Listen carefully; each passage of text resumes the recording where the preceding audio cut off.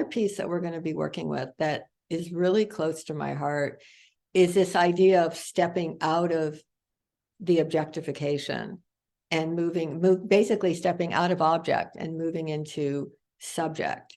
And you can see this. Actually, the Barbie movie, I have to say, I'm a really big fan of that movie. It was great for this because at some point, Barbie, realizes, like, I don't want to be an object anymore. I want to be the one who creates. I don't want to just be the one who's seen. And that whole thing, again, is so insidious about, I bet you can even remember yourself. I certainly remember, maybe it was at around 11. I'm sure it now is even younger with how nuts the world has become.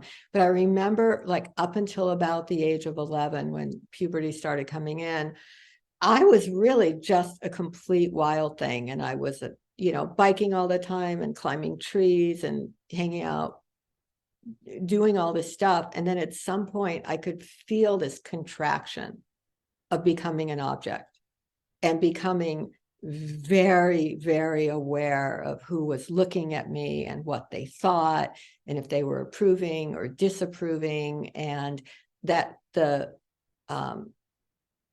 value came from being a presentable object. And I'll tell you, one of the things that I think about this is like a certain trance that you live in until you don't.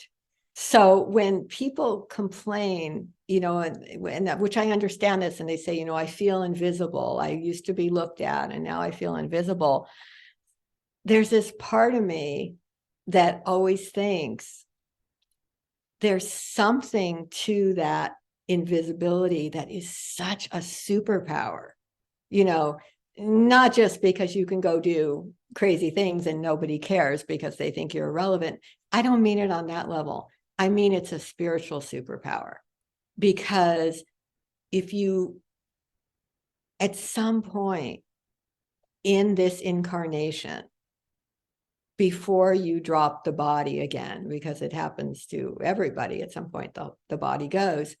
But if at some point while you're in this body, you become free of finding your value through being an object, and instead you reclaim all that power of living from your own agency, living from that part. I mean, maybe you didn't have the experience when you were little of feeling that, but some of us did, where you're just that spontaneous Shakti, you're that spontaneous energy that you're moving from the inside out, as opposed to living from the outside in. That I think we used this line on one of the emails that we sent out about how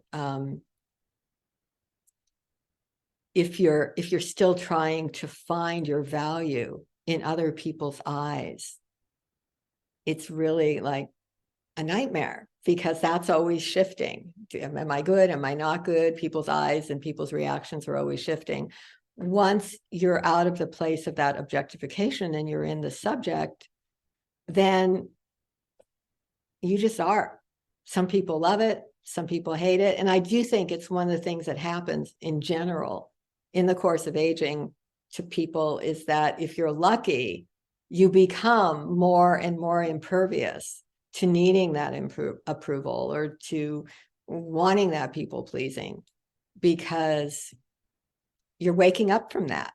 So in a sense, if you're always, if you got to the end of your life and you were still caught in that cage of objectification, where every minute there was some part going, who's approving, who's disapproving, am I pretty, am I not? You get to the end of your life and you're like, wow, what I miss. So to me, it's this gift. This is total gift to having a certain amount of invisibility come in.